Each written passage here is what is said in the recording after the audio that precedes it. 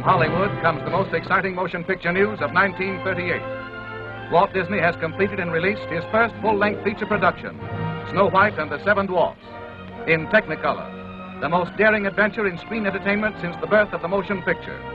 As its credit titles, longest in cinema history, flash across the nation's screens, audiences for the first time realize the tremendous amount of manpower required for the production of this epoch-making animated picture. The entirely new form of storytelling that already has captivated every man, woman, and child who has seen it.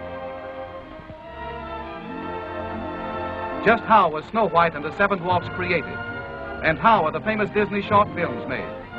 To give you the answer, we take you behind the closed doors of the famed Walt Disney Studio in Hollywood. Doors usually barred to all visitors. During the past 3 years, the studio staff has grown from less than 300 to more than 700 artists and musicians. They worked in shifts, night and day, to complete this unique experiment in entertainment. Remember as a kid how you made your own movies by drawing little figures on the pages of a pad and flipping the pages to make the figures move? That's the basic principle behind animated pictures today. But that's not all there is to it. First, you need a story. Thinking up funny stories is the job of Walt Disney's writers, gag men, and sketch artists. After much trial and error, several hundred rough drawings illustrating the high points of each story are completed.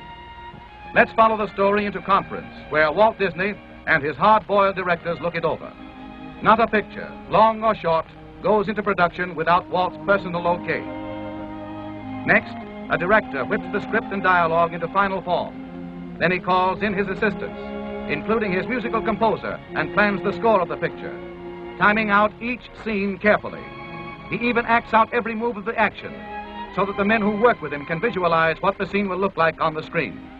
Now he sets his expert animators to work, the skilled artists who draw every movement in complete detail, just as you will see it in the theater. Each animator's drawing board is lighted from below.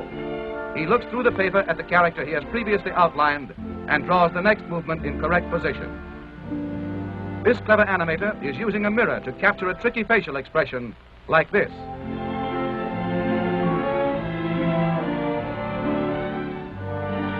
Let's move along to the test camera department. Here the animator's rough drawings are photographed in sequence, one at a time. This film is developed and returned to the animator, who checks to see how good it is by running it in a small projection machine called a moviola.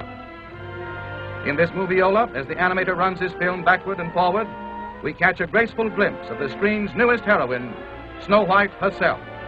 Now we're in one of the studio projection rooms, where Walt and his staff study the rough animation of a sequence about the 7 lovable little dwarfs.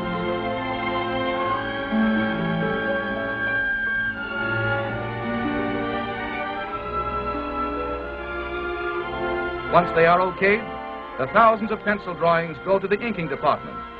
Here, hundreds of pretty girls, in a comfortable building all their own, well lighted, air-conditioned throughout, cover the drawings with sheets of transparent celluloid. Then they painstakingly trace every line of every drawing in ink, following exactly in every detail the original animation drawings. Now the picture moves into its final stage, color. In the studio paint laboratory, all colors used are made up from secret formulas. Expert chemists develop more than 1,500 different shades of color for Snow White and the Seven Dwarfs. The inked celluloids next go to the painting department, where more pretty girls apply the final colors on the back. Snow White and the Seven Dwarfs required 250,000 celluloids painted like this one.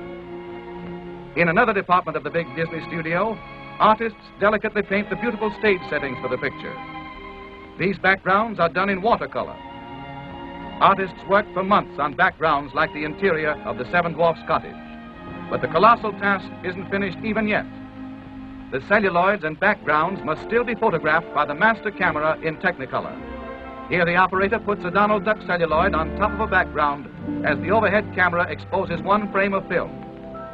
To photograph Snow White and the Seven Dwarfs, this operation had to be repeated more than 500,000 times. Next, the film passes into the hands of technicians, and the sound effects are recorded.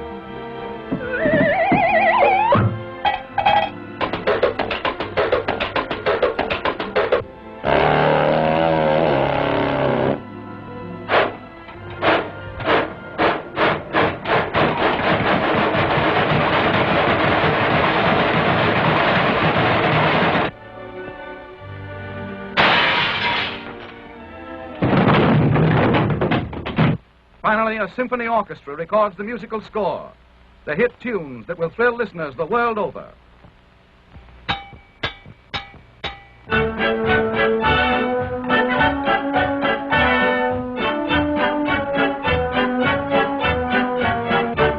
Now comes a crucial moment, the picture's world premiere in Hollywood. Crowds flock to see an animation exhibit set up outside the theater and to enjoy Dwarfland, a miniature village with real dwarfs. When the picture opens at the famed Carthay Circle Theater, every star and executive in the movie colony turns out to pay tribute to the genius of Walt Disney.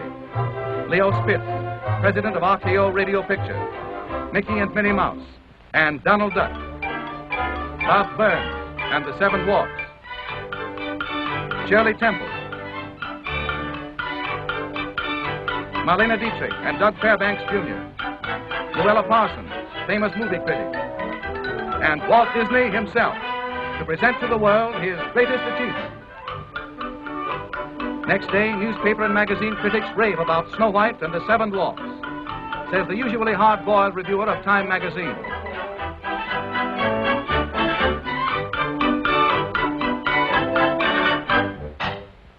More than 3 million paintings and drawings like these were created by Walt Disney and his staff of artists to complete this entertainment triumph at a cost of more than $1.5 million. Snow White and the Seven Dwarfs broke every box office record at the Carthay Circle Theater. Audiences universally acclaim it as something entirely new in motion pictures. They love its new and amazing characters. Snow White, warm, human. They thrill to its love story, tender and romantic. They remember its music, its 8 big new song hits. They laugh uproariously at the most amusing characters Walt Disney has ever created, the 7 little dwarfs. But let Walt Disney tell you about them himself.